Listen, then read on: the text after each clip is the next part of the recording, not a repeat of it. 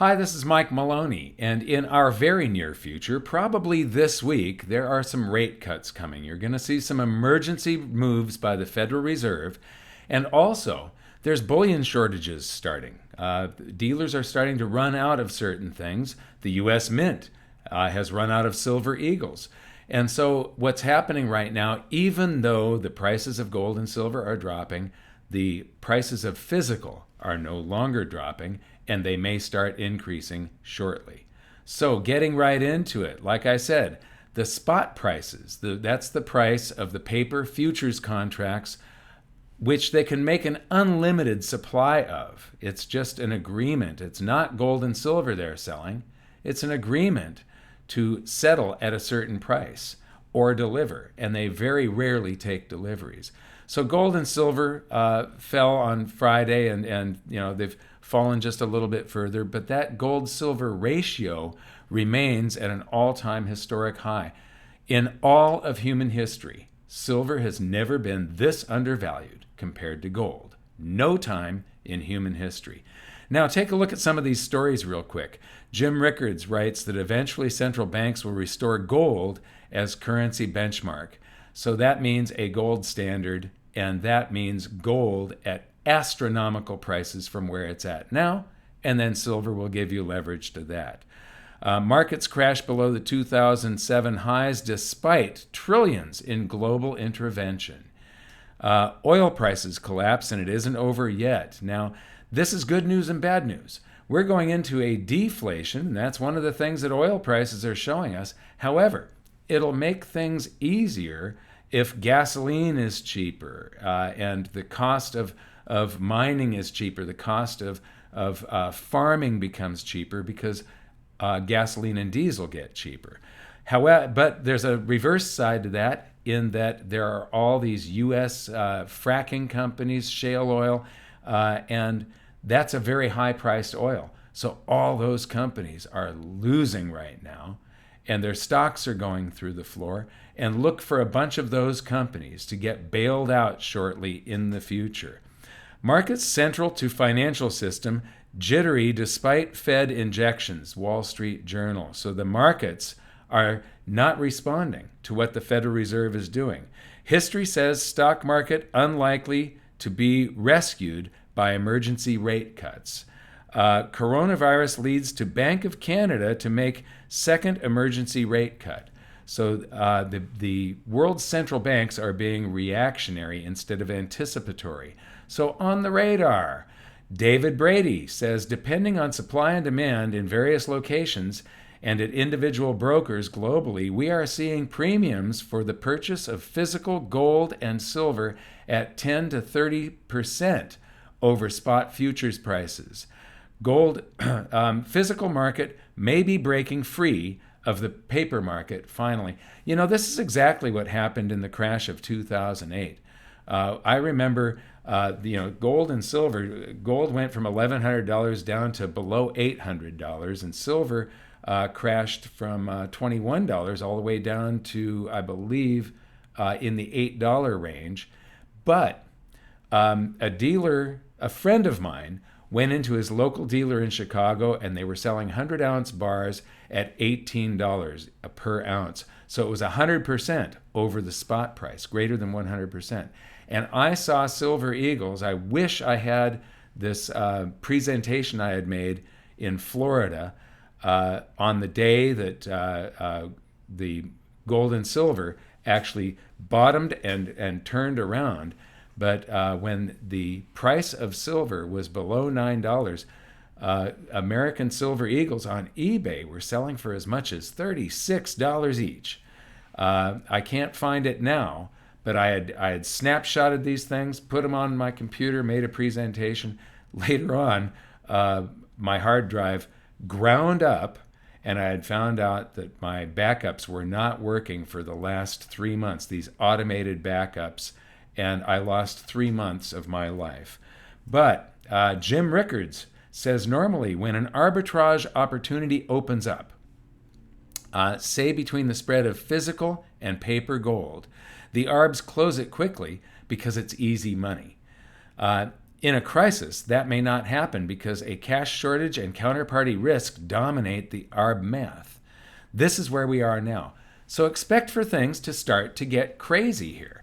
We're in very uncharted territory, and everything is just going to go nuts shortly.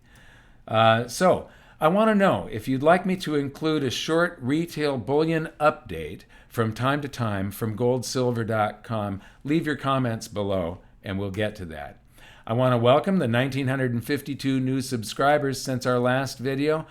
Please subscribe to the channel. Click that notification bell to make sure you get notified. The chart of the day is the charts of the day, and here is the proof that the markets rule, not the Federal Reserve or any central bank on the planet. They react to what everybody else is doing. This is the yield on the 3-month Treasury bill. Now, you see a certain pattern here. It's level at just under 2.5%, just over 2.4, just under 2.5. And then it takes a dip in June, July, and August. And then it almost goes level here for a little bit, takes another dip, almost goes level, takes another dip, and it goes level here, and then falls off a cliff. And 2 weeks ago, I made a video and I showed that the 3-month Treasury had already fallen by March 2nd, which was a Monday. That was the first trading day of March. And so on March 2nd, it had fallen to 1%, I believe it was. And on the very next day, the Fed cut the Fed funds rate from 1.5% to 1%. They did a 500 basis point cut. And now, since then, look at where it's fallen to. It's fallen to all the way to 0.28, or roughly 1/4%. Now, this is the Fed funds target rate, their lower limit. There is a range of 0.25%, so 25 basis points, between their lower limit and their upper limit on their target range. And they're trying to keep these rates of the Fed funds rate for interbank lending and such between those two target ranges. And right now, the lower limit is 1%. And then the effective funds rate, you can see these little wiggles in here. The effective funds rate is what actually ends up happening. And you can see an emergency here, back here in, I think that's September, and then a rate cut at the end of October here. So we've got August 1st, and then this is, I think, September 19th and October 31st are the rate cuts. And then March 3rd, and we're currently at 1.1%. So we're 0.1% over the lower limit right now. However, I put these charts together on the Fed's website just about an hour ago. This is the effective Fed funds rate in red and the 3-month Treasury constant maturity rate. So the yield on the 3-month Treasury in blue. And what you see here is the Fed reacts to what the free market is doing. The free market is in control of the Fed, not the reverse. The free market, the bond investors bid up the price of, not the price, the yield, bid down the price and up the yield on the 3-month Treasury bill, and then the Fed reacts to match it. And they did the same thing. The Fed reacts to match it. They did the same thing. The Fed reacts to match it, and so on. And then they found sort of an equilibrium here. And then the bond investors, the yield started falling. So the yield is going down, meaning the price is going up on the bonds. Investors are rushing toward these bonds because they don't trust the markets, and they're rushing toward them for safety. And so here, it's party time in the markets, and the Fed's trying to keep up with that inflation of the stock markets. Investors are selling bonds, and so they have to pay more on the yields. Here, they're getting scared, and they're rushing out of the stock markets and into bonds, bidding up the price, which pushes the yield down, and the Fed has to drop rates and match it. But there's a lag. The Fed is late.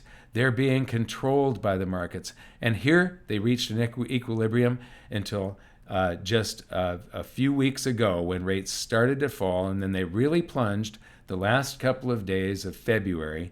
And on March 2nd, it was at 1% on the 3-month bond, and on the 3rd, the Fed matched it.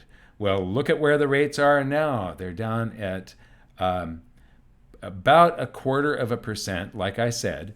And so the Fed, look for the Fed funds rate to come down to 0.25%. So they're going to do a 75 basis point cut. It's possible that this could bounce up and they would only do 0.5%, but they could just go ahead and take them right to zero. They might be doing that. So behind the scenes, this is a shot in front of the Bundestag, this in Germany. This used to be called the Reichstag. And Dan is here filming me. This is Dan Rubach filming me, and I'm giving a history here of what happened, how Hitler rose to power because of the Weimar hyperinflation. And then sort of faded, it became a little bit more obscure. Once the hyperinflation was over and the economy healed, he sort of became a joke. And they compared him with his mustache and stuff to Charlie Chaplin. So he was a joke in Germany. And the Nazi Party shrank to a very, very small percentage of the vote in Germany. And then the Great Depression hit. And he was actually the first politician to campaign by air, hitting multiple cities in a day. And then there was a false flag event where the Reichstag was burned, and they believed that it was set on fire on purpose by Hitler's stormtroopers. And he used that to rally a bunch of votes and stuff. That was one of the tactics that he used. But it just shows the economic consequences. If you have a scared population, they are likely to vote a dictator into power, some evil person that just takes hold of the country, keeps everybody in fear. And that's the tactic, to keep the populace in fear. So there's something coming in our future. I don't know what it is, but we have to be very vigilant of this. And you have to not let fear control your actions. It's okay to be afraid. Just don't lose your head. So viewer feedback. This is from the Coronavirus is the Pin, my last video. The elites are trying so hard to make us think the coronavirus isn't the pin, but rather the venom. No, the venom is central banking. The venom is our socialist governments. And I couldn't agree more. They are going to use the coronavirus to, this collapse that's going to happen was going to happen anyway because we were in such extreme hyper bubbles. They had pushed this thing just to ridiculous heights.